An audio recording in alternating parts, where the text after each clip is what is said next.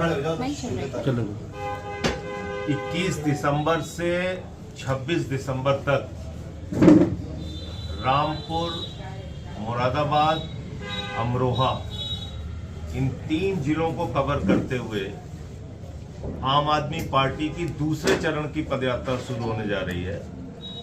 और इस पदयात्रा का विषय जो हमने रखा है, मुद्दा जो हमने रखा है, वो इस वक्त सबसे ज्वलंत मुद्दा है वोट बचाओ, संविधान बचाओ। आज उत्तर प्रदेश के करोड़ों वोट पर खतरा पैदा हो गया है और ये बात मैं पूरी जिम्मेदारी से बोल रहा हूं।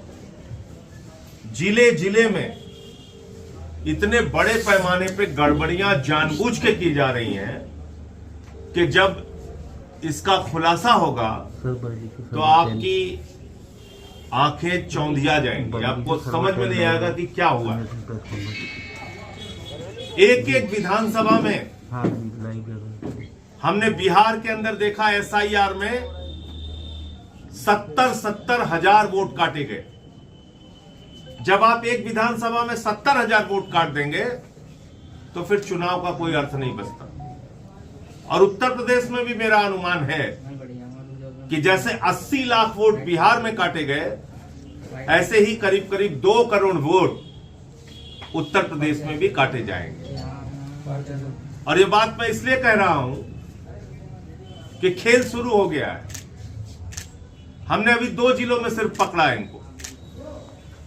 नंबर 1 लखनऊ और दूसरा जौनपुर, तीसरा मामला आज रामपुर का आया सामने। असम के नागरिक जो लखनऊ में 20 साल से रह रहे हैं और सफाई कर्मी का काम कर रहे हैं, जिनके पास एनआरसी है, जिनके पास आधार है, जिनके पास उनका निवास प्रमाण पत्र है, राशन कार्ड है, उनकी ठेलियां, उनकी बाइक, उनका सामान भारतीय जनता पार्टी की मेयर जब्त करके लेके चली गई और कहती है बांग्लादेशी है, खाली करो, हट जाओ, हफ्ते भर के अंदर निकलो यहां से। जौनपुर में आप सोचिए, दुलईपुर वाराणसी से पिछले 20 साल से आके लोग जौनपुर में रह रहे हैं। बनारस और जौनपुर की दूरी 60 किलोमीटर है। 60 किलोमीटर, एक जिले से 60 किलोमीटर दूर आके दूसरे जिले में पिछले 20 साल से जो लोग रह रहे हैं, उनको कह रहे हैं ये ईरानी है, ये विदेशी है, इनका वोट काटना है। तो वहां हमारी टीम पहुंची, उसने उजागर किया। तो अब ये जो काम पूरे उत्तर प्रदेश में कर रहे हैं, मेरे पास जानकारी है, इसका खुलासा 11 तारीख के बाद करूंगा, आज ही आपको बता दे रहा हूं। एक एक विधानसभा में एक कैटेगरी है अनट्रेसेबल, यानी कि व्यक्ति मिला ही नहीं। उसमें अगर आपका नाम पड़ गया तो फिर भगवान भरोसे आपका वोट बनेगा। दौड़ते रहिए, चक्कर लगाते रहिए, बन गया तो बन गया, नहीं बना तो बीजेपी की बल्ले बल्ले। फिर तो उनकी मौज है, उन्होंने तो कटवाया आपका वोट जानबूझ के।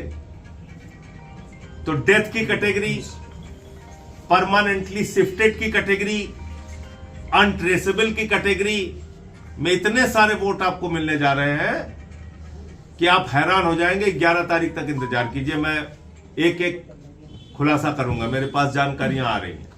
दूसरी बात, रामपुर में क्या हुआ? परिवार यहीं का, रहता पीढ़ियों से यहीं पर है और गाइडलाइन है कि परिवार के सदस्य अगर वो भारतीय हैं, उनके पास कोई दुबई की नागरिकता नहीं है, तो उनको वोट देने का अधिकार है, वो भारतीय हैं। फॉर्म परिवार के लोग भर सकते हैं। तो उसका हल्ला खड़ा किया गया।